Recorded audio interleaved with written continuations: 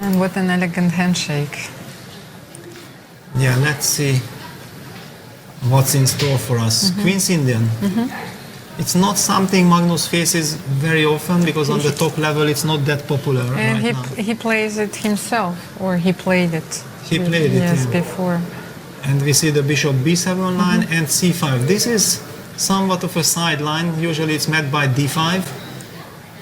Where white is supposed to sacrifice a pawn. Or No, because that's from the g3 bishop a6 queen c2. Then yes, here the sacrifice also exists, but white had also other options.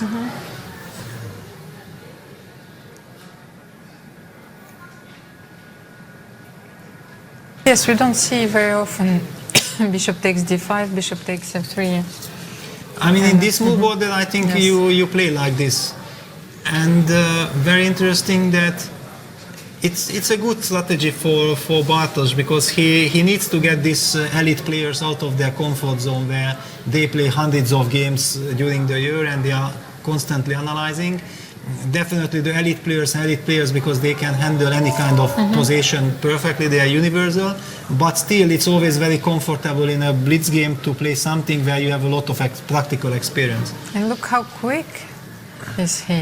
He has more than 3 minutes on the clock.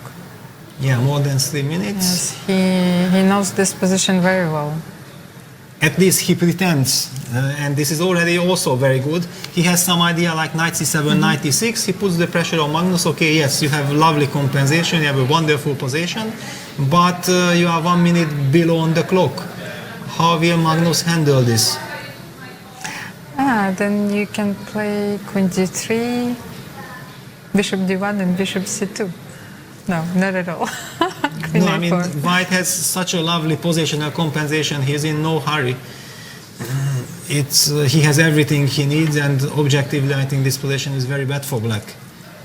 But still, Bartosz managed to win time. It might save him. So if I take queen f4, Yeah, I'll take then- queen f4 simply, yes? Yeah, now I can even take with a queen, yeah. Usually, against this queen a4, rook d1, black should be able to play a6, b5 if he's not in time, and now he's pinned on the d file. So he has to move queen c8, most probably. I mean, there is no other move than queen c8. Or will he play rook c8? But knight d5, now he will never have a6, b5, and without a6, b5, you can never really get out. And G takes gf. f4. Yeah. After all, white covers all the squares. White covers all the squares. White can even go king g2, rook g1, another extra option. And now we see Bartosz slowly catching up, and Magnus is in the driving seat. Rook e8, bishop f8, the best defense, but black is doomed to passive defense, which was actually clear from the beginning, because the structure was such. And Magnus systematically bringing the rook g1. Will he play king f1 or? I'm trying to find a way to exchange the strong knight on d5, but unfortunately Not easy, yes, because it is knight not e7 easy. runs many times into some knight f6 check, rook d7 as well. Right now there is b5, but I mean knight e7 has too many problems.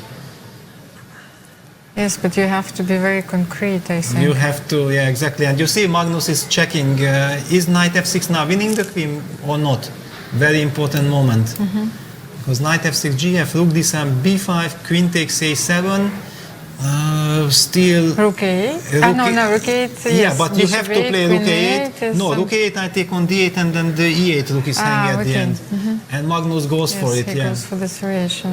Knight f6, gf, rook d7, b5 is played and queen takes a7. Probably missed by Bartosz. This must have been missed by Bartosz.